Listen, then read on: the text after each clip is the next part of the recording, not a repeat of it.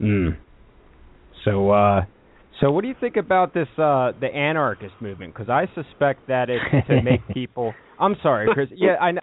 Dude, we've been on this for like 2 weeks, me and Jeff. Yeah.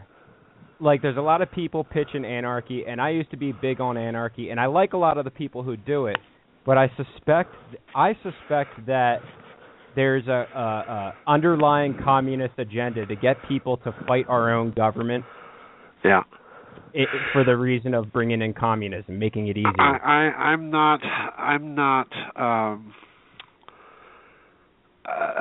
I'm not really political. Okay. When I do get asked political questions, I always say I'm thoroughly bipartisan. I loathe dummy crooks and Republic thugs equally. Yes, of course. Maybe a few decimal points more loathing in favor of the dummy crooks than the Republic thugs, but it's only a few decimal points. Right. But I know what you're talking about. I've been kind of quietly following this anarchism movement. It seems to be coming out of a particular strain of libertarianism and a particular strain of the Austrian economic school and so on. My suspicion is the same as yours. The historical track record of anarchism within the 19th century, Bukovin and people like that, has always been basically to tear down existing institutions to implement some sort of socialist agenda. So I'm very skeptical of that. I think the real problem we have is we've got a constitutional form of government under the 1789 arrangement that we're not following very well. I think that's ultimately what part of the problem here is. But otherwise, I'm just not a political creature. I can't envision human society without some mechanisms or forms of cooperative endeavor, be they corporations or governments or what have you. It's an age-old problem that humanity's faced. How do we protect ourselves from psychopaths getting into power? Right. And that's the real problem. Yes. How do we keep it at balance? Exactly. And how do we keep the corruption out? It seems almost impossible. Right. Well, at a certain stage, corruption and narcissism and psychopathy always eat themselves to death. They may go through a period of tyranny, but tyrannies ultimately always collapse because at some point they lose the people. This country may wake up one day and find itself in the same position as the Soviet Union, where you had the elites pushing buttons and levering levers, and nothing happens. Because people just finally said enough is enough. We're not doing this anymore. No, I hear you there. Good call. I'm glad you said that too, because I thought I was going crazy. Nope, you're not. Okay. I mean, I know most of them don't knowingly realize that they may be aiding that, but it's like think about it. Yeah. The ones that we've been talking to, they should know by now because we've been trying to explain it to them, but they just don't want to listen. They're just too stubborn. Right. Right. Well, that's the other big problem. Most people are not willing to entertain these types of ideas. Right. Most people are unwilling to look at the spiritual causes for the mess that we're in, and we've all made our own individual contributions to that mess. So the real problem for me is spiritual, and it's getting back to living by the golden rule, and that begins with oneself and then works outward to one's immediate local community. I remember as a boy growing up, I heard about the golden rule all the time, but you don't hear about that anymore. Everybody's in it for themselves. Yep. So we've got to get back to that very basic idea. Well, you remember when Ron Paul mentioned the golden rule up on stage, he got booed. Oh yeah, I remember that very. I remember that very vividly. Yeah, that's crazy. And that right there is a symptom of why we're in the mess that we're in. That's crazy. Because he was absolutely right, and the people that booed him were absolutely wrong. I'm amazed. It's like we're in the Twilight Zone. Yep. And you know, Chris, I think another reason people aren't acknowledging it publicly is because a lot of these people have their image publicly invested in this idea, and they don't want to be ostracized by their fellow anarchists. Yeah, they're going to start losing their followers or whatever. They don't want to be called flip-floppers or whatever. Yeah. Right. And I can understand to a point. I mean, but if you get new ideas that contradict your beliefs, you're supposed to evolve them and maybe discuss them. I don't know. No one's got everything figured out. I mean, you think of that. One of the major things is you look at who profits, where the profits come from. Yeah. Well, the whole idea of following money. Right, follow money. The problem is, as I've been trying to outline in the Covert Wars series of books, is that in response to the UFO and communism and Nazism, they put into place a gigantic system of hidden finance. And I'm not talking about the black budget here. I'm talking about something completely different and even deeper. What that system did was it put the national security apparatus into the banking business directly. Yep. And it used hidden access loot and plunder. It used this as a secret reserve, and because you have a secret reserve, you can rehypothecate that reserve over and over again and create virtually limitless liquidity in the system. But ultimately, this is a system driven by fraud, and that's the problem. So, in other words, you can't address the modern financial situation, and I'm squarely behind the observation of Catherine Austin Fitts on this one. You can't begin to address or analyze what's going on financially right now unless you take that hidden system into account. If you don't, what you're doing in law is you're committing a material omission.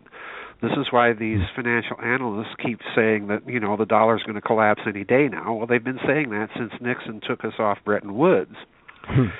So, the fact that their predictions never come true ought to make the financial analysts go back and say, well, what's wrong with our model? What's wrong with our assumptions? Right. And the thing that universally they're not looking at is the black budget. They're not looking at this hidden system of finance. They're not looking at the huge role of drug trade in all of this. So, in other words, unless they look at that aspect, they're really only looking at about 40% of the picture. So, I've been thinking lately, the central banking families, they've got to be worth like trillions of dollars split among them. Mm-hmm. All these, and they're obviously not mentioned on the Forbes 500 list.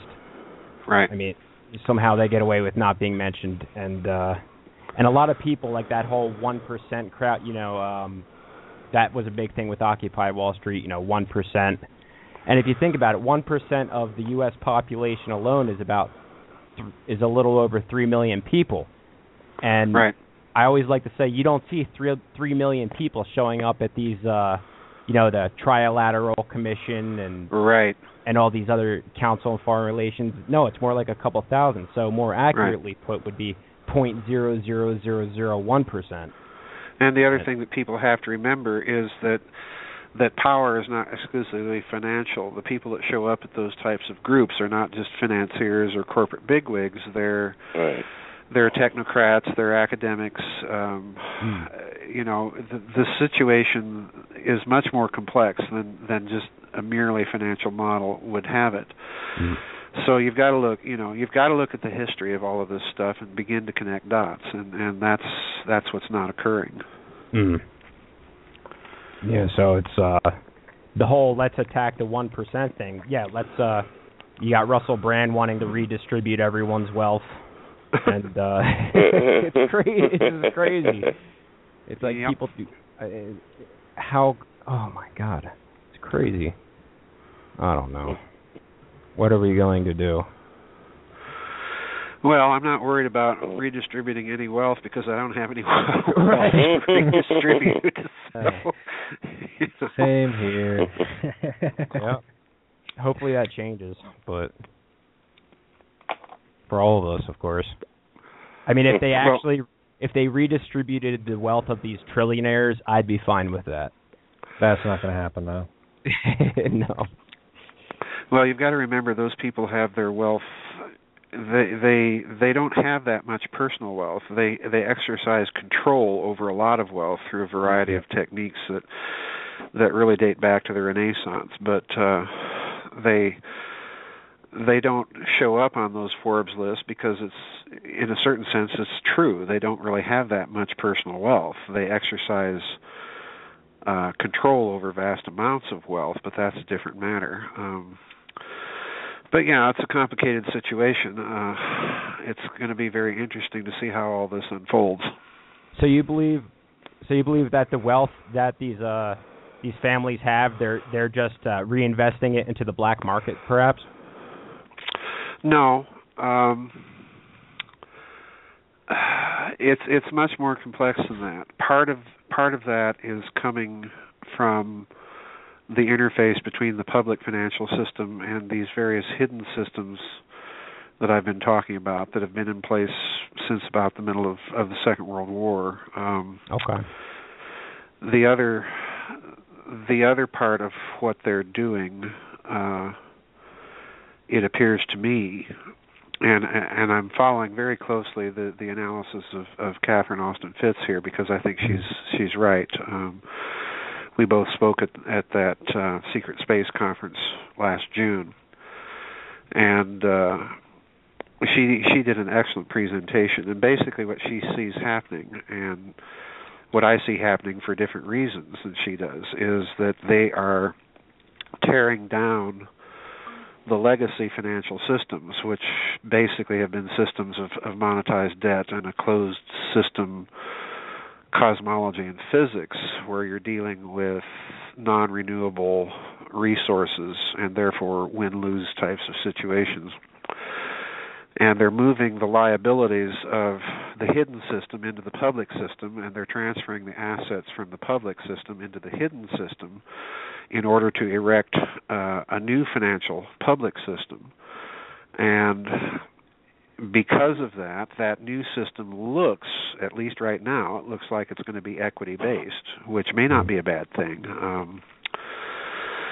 So it's a very complex thing, but these families, the tactic began during the Renaissance in Venice, particularly because you had the oligarchical families moving they first did an interesting thing. They turned all of Venice's financing. They paid off the public debt and then converted all of the surplus into liquidity, which means that this began to happen in the 16th and continued through the 17th centuries. Well, what that means is you're getting ready to move a lot of capital, and it appears that they moved it to Amsterdam and then across the channel to England. But the way they did this, of course, was they set up the equivalent of what a modern-day not-for-profit foundation was. In fact, the word foundation comes from that period, fondi, the family fondi, which in Italian means both foundation and fund. So, this is an old tactic. So it allowed them to retain control over their wealth, but technically speaking, they didn't own it. So, Right. And again, that's an old medieval model. Look at the Templars. The Templars individually didn't own property, Right. but the order as such was tremendously wealthy. Okay. So you had a kind of corporate capitalism, corporate capitalism and individual socialism. That model hasn't really changed all that much.